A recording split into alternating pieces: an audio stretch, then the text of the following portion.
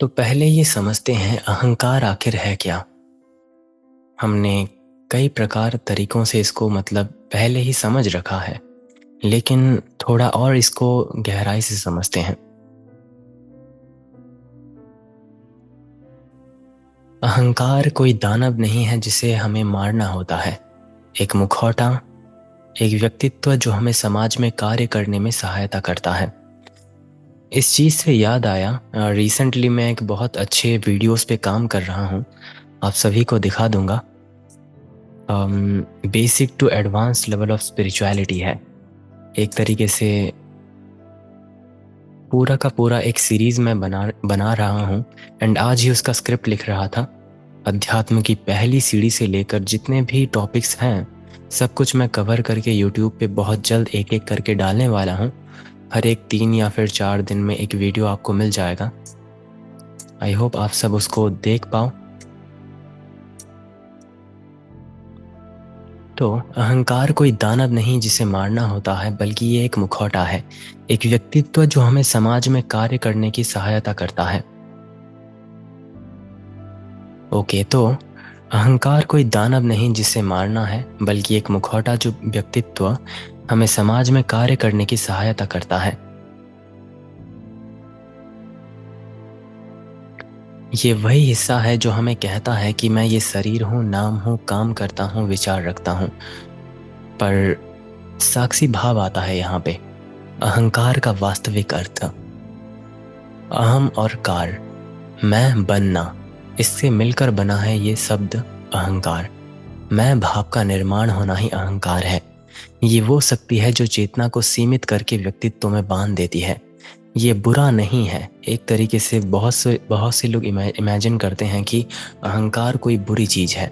In reality ये बुरा नहीं, क्योंकि इसी के कारण आप अपने परिवार का नाम याद रखते हो, अपनी पहचान बनाए रखते हो, समाज में कार्य करते हो। अगर ये ना हो तो आपका कोई वजूद ना होने के समान हो जाएगा। पर जब ये अहंकार मूल पहचान बनती है, इसमें अंतर है, आप समझिए। मूल पहचान बनना और एक आइडेंटिटी बनाना, इनमें बहुत अंतर है। तभी ये साधन बंधन बनता है। मान लो एक अभिनेता मंच पर राजा की भूमिका निभा रहा हो।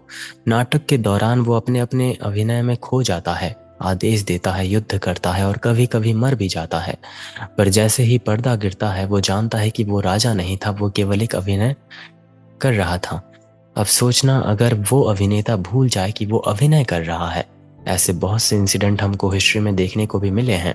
कुछ ऐसे एक्टर्स जो रियलिटी में एक्टिंग में इतना खो गए थे कि वो अपने आप को ही भूल गए थे। तो वो सच्चे जीवन में भी राजा की तरह व्यवहार करेगा, लड़ेगा, डरेगा, शासन करेगा और अंत में दुखी रहेगा। यही अहंकार का एक अंतहीन खेल है। हम अपने किरदार को ही अपनी सच्चाई मान लेते हैं।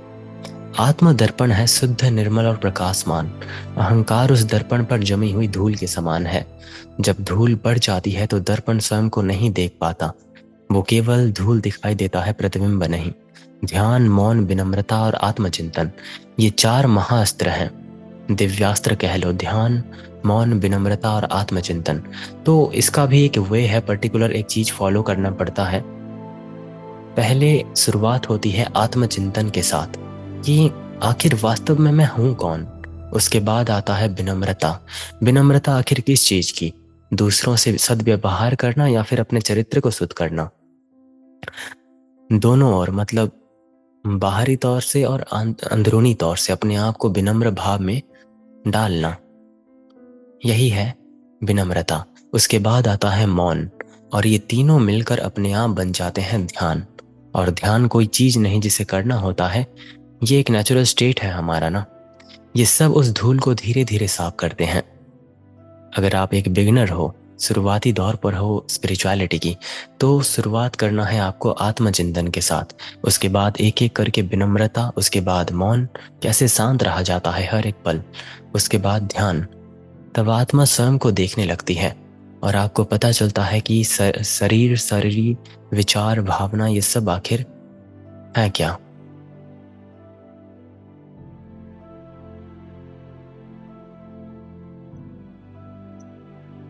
क्या आप सब मुझे सुन पा रहे हो? माइक की दिक्कत।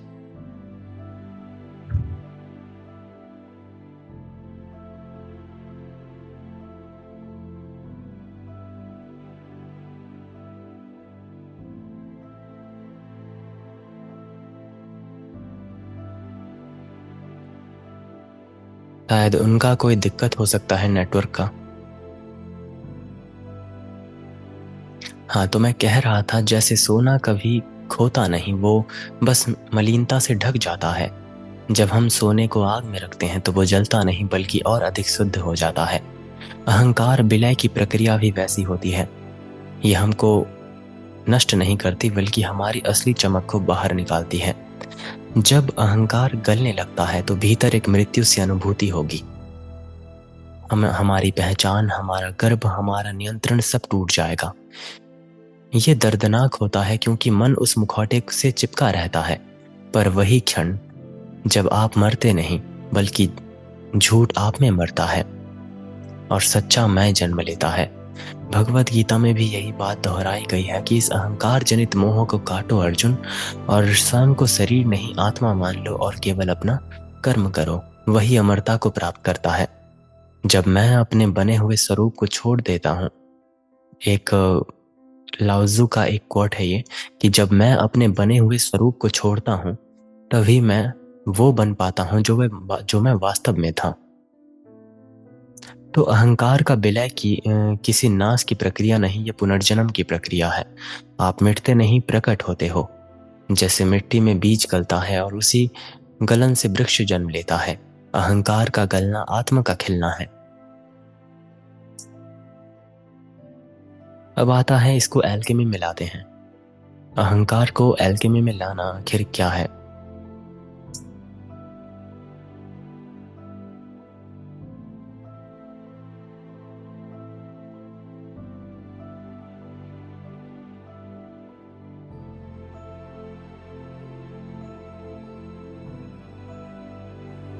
The alchemical symbolism. विलयन की प्रक्रिया। जब कठोर में जल में गलने लगता है, कठोर में, तो रस विद्या या फिर प्राचीन एल्केमी कह लो, केवल धातुओं को सोने में बदलने की एक कला नहीं थी। अगर आप सुने हो, वो आत्मा को अशुद्धता से मुक्त करने की प्रतीकात्मक साधना थी। हर धातु, हर चरण, हर एक तत्व मानव चेतना के भीतर होने वाली आध्यात्मिक परिवर्तन का एक दर्पण है। और इस दूसरे चरण को कहा गया है विलयन। ये वो क्षण है जब कठोर तत्व अर्थात अहंकार की ठोस संरचना जीवन के जल तत्वों में ढाल दी जाती है। अब चेतन के जल में जल सदैव गहराई प्रवाह और समर्पण का प्रतीक रहा है। ये ठहरता नहीं, ये बनता नहीं, ये बहता है, सबको अपने भीतर घोल देता है। और जब अहंकार, जो अब तक स्वयं को ठोस, अटल और निश्चल मानता था, इस जल में प्रवेश करता है तो उसकी सीमाएं घुलने लगती हैं। वही अपनी आकृति खो देता है और एक निराकार अनुभव में प्रवेश करता है। कल्पना कीजिए एक मिट्टी के घड़े का। वास्तव में वो घड़ा है लेकिन वो मिट्टी से बना है। उसी तरह इसका एग्जाम्पल भी यही हो सकता है। आंतरिक स्तर पर ये चरण अत्यंत अस्थिर लगता है, मन भ्रमित होता है, पहचान डगमगाती है, दिशा खो जाती है, क्योंकि मैं का जो ये अहं का भाव है, जो अब तक इतना स्थिर था, वो अब बहने लगेगा। आपको लगता है कि आप टूट रहे हो, पर वास्तव में आप घुल रहे हो। और पूरी तरह से घुल के अपने आप को समाप्त कर लेना, अपने अहं के भाव को, वही आपको विनम्रता की ओर अपने आप ढकेल देता है। तो ये विलयन हमें सिखाता है कि घुलना विनाश नहीं, ये रूप का अंत है, पर अस्तित्व का नहीं। जैसे बर्फ जल में पिघलती है, वो मरती नहीं, वो बस अपना स्वरूप बदलती है। अहंकार भी उसी तरह है। आपने सुना होगा समुद्र मंथन के दौरान, समुद्र मंथन के समय जब विष निकलता है तो देवता और असुर दोनों भयभीत हो जाते हैं। तब महादेव ने उस विष को पी लिया। ये प्रतीक था अब चेतन की गहराइयों से ठोस विष, जो भय, क्रोध और अहंकार को चेतना में स्वीकार करता है और उसे बिना विरोध के अपने भीतर विलीन करके उसको बदल के नीलकंठ कहलाना, मतलब आप सोच सकते हो कि कैसा मतलब था ये। और यही है विलयन। जब आप अपने भीतर की कठोरता को मंथन के सागर में डालते हो, तो जो निकलता है वो पहले विष जैसा लगता है, पर वो अंततः नीलकंठ की तरह अमृत बनता है। जब तक अहंकार ठोस है, वो टूटने से डरता है, पर जब वो जल में घुलता है तो उसे समझ आ जाता है कि मेरा स्वरूप कभी बंधा हुआ था ही नहीं, मैं तो सदा अनंत था।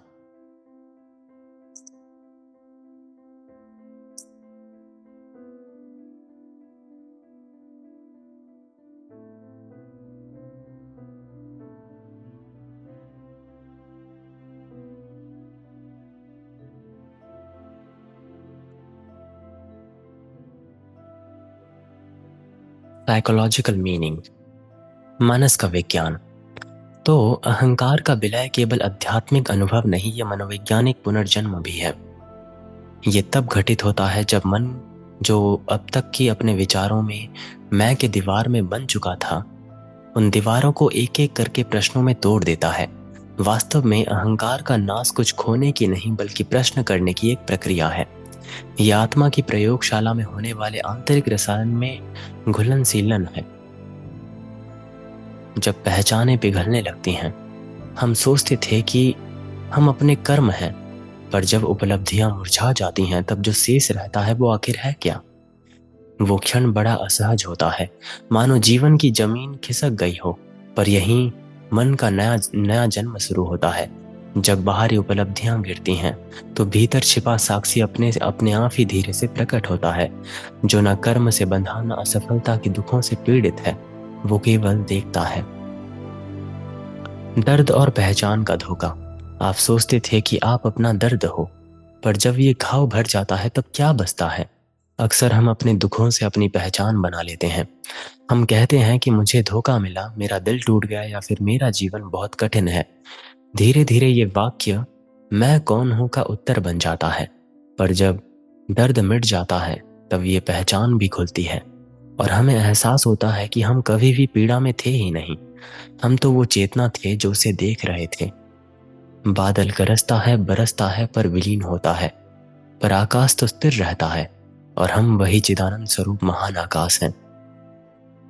विचारों के पार की निस्तब्धता। हम सोचते थे कि हम अपने विचार हैं, अपनी राय हैं, पर जब विचारों के बीच मौन आता है, तब क्या बचता है? मन लगातार बोलता है, बहुत बार। जब हम अपने मुख को कम भी रखें, मतलब बंद भी रखें, फिर भी कहीं ना कहीं चेतन रूप से मन बस बड़बड़ाता रहता है। निर्णय करता है, ये सही है, वो गलत है, मैं सही हूं, वो गलत है। इन रायों से ही मैं का स्थिरता मिलता है। पर जब ध्यान में, मौन में, या फिर किसी गहरे क्षण में विचार थमते हैं, तो भीतर एक निर्विकल्प महान शांति झलकती है। और वही शांति है सच्चा स्वरूप, जो ना किसी राय में है और ना ही किसी के पक्ष में।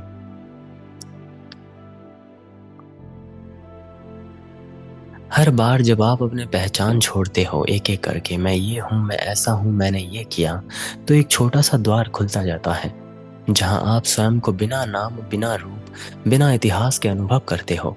और ये वही क्षण है, सीमित में घुलकर शुद्ध अस्तित्व में बन जाना। किसी धर्म या दर्शन का विचार नहीं, ये स्वयं चेतना का अनुभव है, जहां देखने वाला और देखा गया एक हो जाते हैं।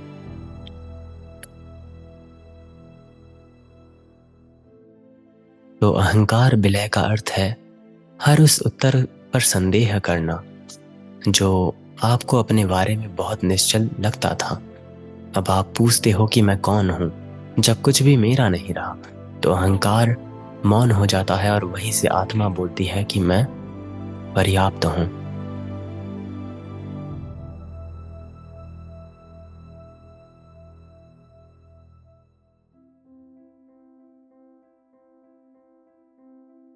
ये छोटा सा मतलब मेटाफोरिकल एग्जाम्पल है the mirror and the ocean का। शायद मैंने इसको किसी बुक से लिया था, एक स्टोरी बुक था। मैं मेटाफोर्स कलेक्ट करता रहता हूँ, जो भी रूपक हैं जो हमारे लाइफ को डिस्क्राइब करते हैं, क्योंकि लिटरेचर, मेटाफोर्स एंड पोएट्री, ये सब वगैरह की किताब मैं अपने यूनिवर्सिटी की लाइब्रेरी से ही मतलब लाता रहता हूँ। तो कुछ भी अगर इन्फॉर्मेटिव या फिर बहुत अच्छी चीज़ मिल जाती है तो मैं उसको एक जगह लिख देता हूँ और ऐसी चीज़ें इसमें भी ऐड कर देता हूँ ताकि आपको मतलब समझने में आसानी हो सके। तो ये छोटा सा मतलब स्टोरी वहीं का है। एक छोटी सी जल की बूंद थी, स्वच्छ चमकदार और स्वच्छ थी जो भी है। वो कहती थी मैं अलग हूँ, मैं अपनी तरह चमकती हूँ, मैं अपनी राह बनाती हूँ। वो सूर्य की किरणें में नाचती है, हवा के झोंके में खिलती है और सोचती है कि ये मेरा जीवन है, ये मेरा अस्तित्व है। पर एक दिन वो ऊंचाइयों से गिर के सागर में लौट गई। क्षण भर के लिए वो समाप्त हो गई। ना कोई आकार, ना कोई दिशा, ना कोई मैं। और तभी वो अनुभूति हुई कि मैं कभी अलग नहीं था, क्योंकि जो समुद्र है वो बूंद सागर का आकार ले लेती है। ऐसे कई दृष्टांत हैं जो आपको छोटे छोटे लिटरेचर या फिर ऐसे कई बुक्स में आपको मिल जाते हैं और इनसे ये सब पढ़ के हमारा नजरिया ही बदलता है। चलिए अब आगे बढ़ते हैं प्रैक्टिकल इनर वर्क के ऊपर। कैसे ऑब्जर्वेशन, मेडिटेशन, शैडो इंटीग्रेशन, उसके बाद सरेंडर एंड कैसे ये सब कंट्रोल किया जाता है, इसको डिटेल में जानते हैं।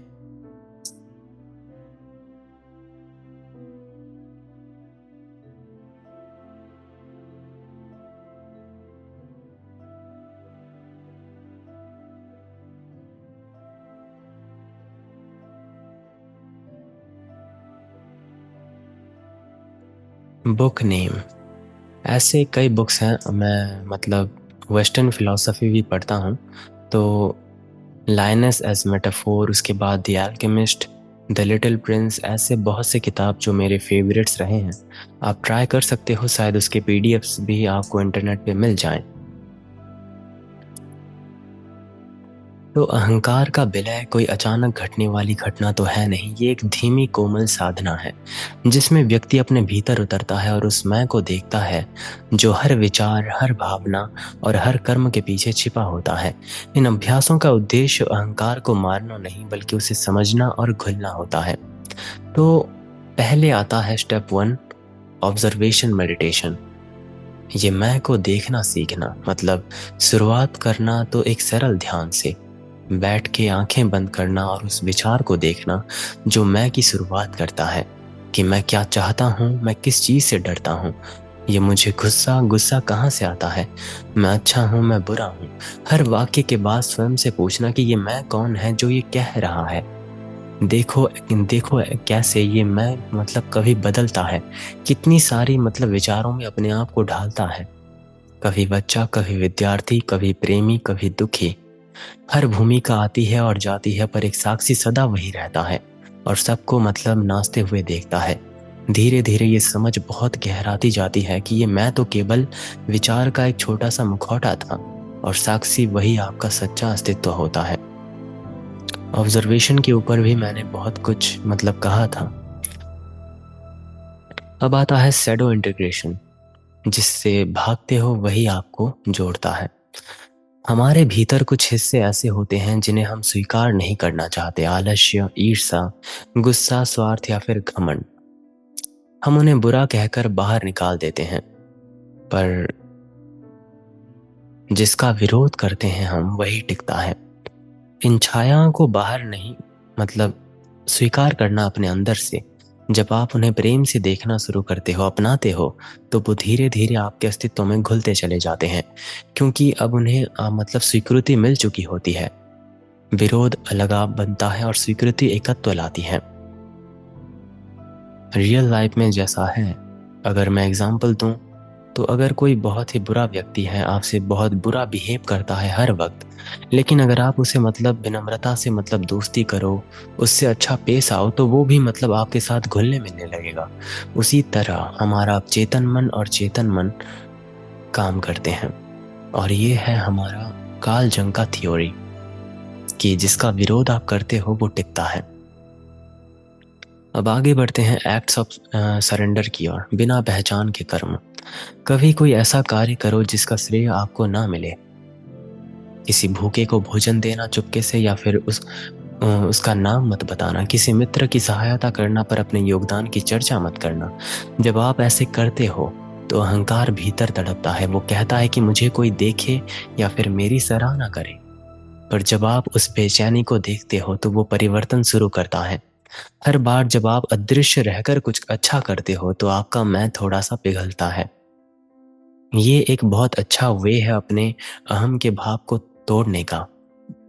क्योंकि अगर हम बहुत अच्छी चीज करते हैं छिप के, तो कहीं ना कहीं अंदर से एक छोटी सी आवाज आती है कि मुझे कोई देखे, मेरी सराहना करे।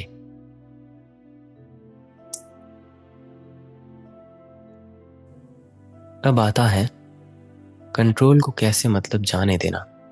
जल बनना पत्थर नहीं। शांत बैठकर अपने भीतर उठती भावना को, हर विचार को, हर अनुभूति को बिना टोके देखना। ये मत कहना कि ये अच्छा है या ये बुरा है, बस देखना, उन्हें उस तरह आने जाने देना जैसे लहरें सागर में उठती और विलीन होती हैं। जितना अधिक आप पकड़ने की कोशिश करते हो उतना ही अधिक आप पीड़ा महसूस करते हो। जबरदस्ती अपने अस्तित्व के साथ जब आप करोगे तो आप कहीं ना कहीं छूट जाओगे अपने ही असल अस्तित्व की ओर। तो अहंकार विलय का मार्ग संघर्ष नहीं, समर्पण का मार्ग है। और ये युद्ध नहीं, दृष्टि का परिवर्तन है। जब आप देखना शुरू करते हो, स्वीकारते हो और नियंत्रण छोड़ते हो तो भीतर कुछ मौन ढलने लगता है। मैं कोई पात्र नहीं हूं जो जीवन में अभिनय कर रहा है, मैं तो वो मंच हूं जिस पर सब घट रहा है। और इसी भाव के साथ आप आगे बढ़ते हो। अब आता है आखिरी पार्ट।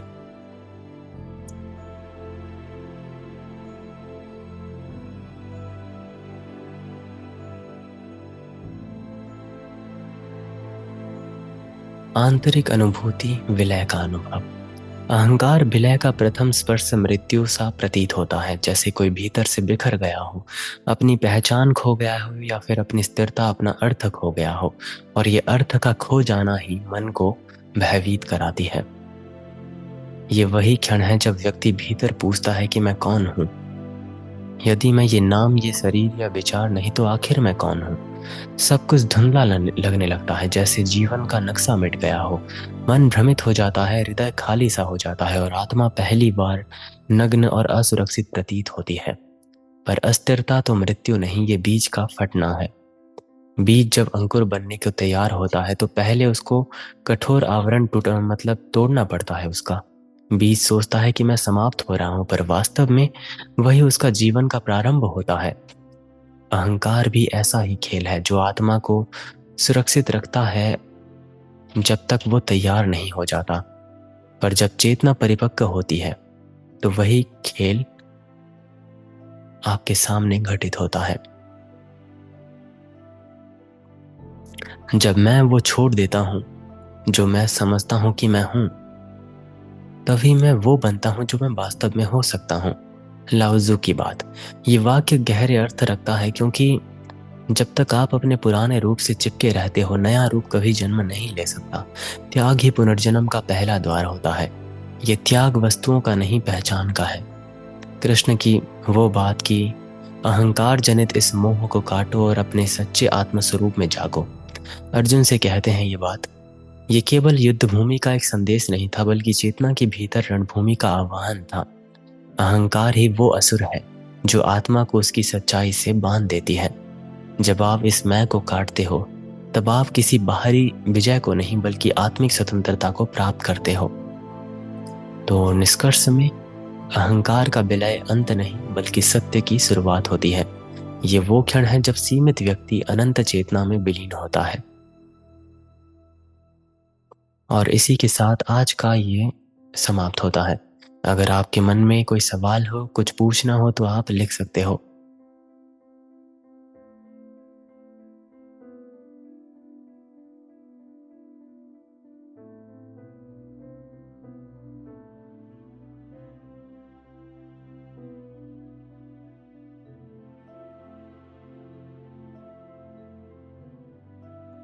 और एक बात मैं आप सभी के साथ शेयर करना चाहता हूँ।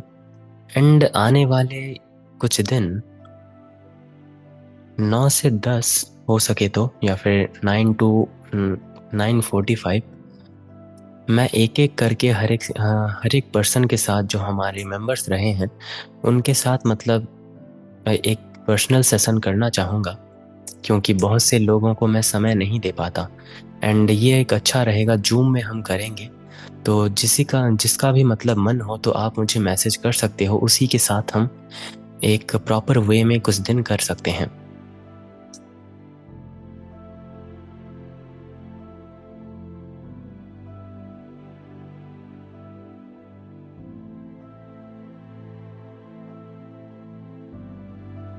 एंड ये स्टार्ट करेंगे हम 4 दिन के बाद, यानी कि 14th ऑफ नवंबर से। हाँ,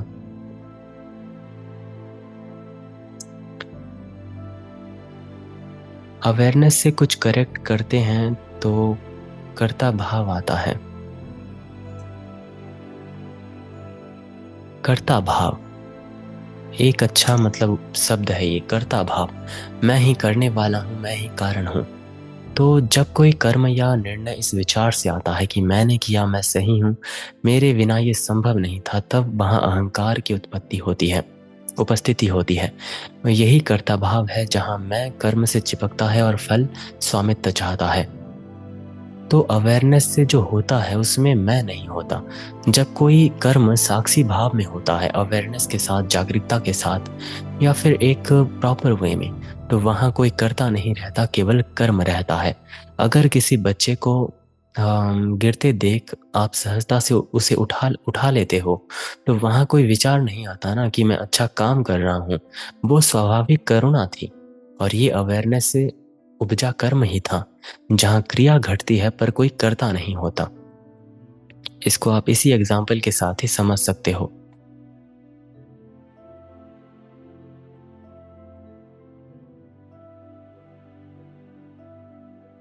अध्यात्म के बिगिनर्स के लिए सबसे पहला पॉइंट तो हो सकता है आत्मचिंतन। वैसे मैं वीडियो डाल ही रहा हूँ इसके ऊपर, एपिसोड वाइज ही डालूंगा। 15-15 मिनट्स का वीडियो होगा, तो बस आपको उसको सुनते जाना है, क्योंकि मैं बिगिनर्स के लिए ही डाल रहा हूँ। शायद कल या परसों से डालना शुरू कर दूं।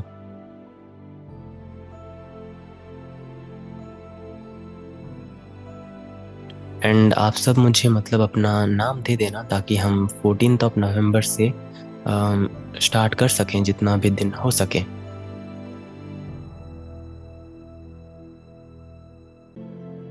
एंड कल का हमारा रहेगा, आज तो अहंकार के ऊपर था, तब कल एक इम्पॉर्टेंट रहेगा, द यूनियन ऑफ अपोजिट्स। कैसे मतलब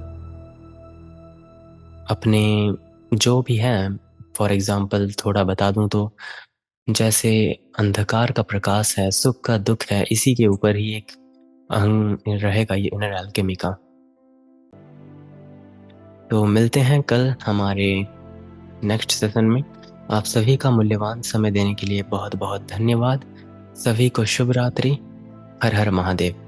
मैं यहीं पे एंड करता हूँ। आप अपना नाम मुझे पर्सनली मैसेज कर दो। शुभ रात्रि। हर हर महादेव।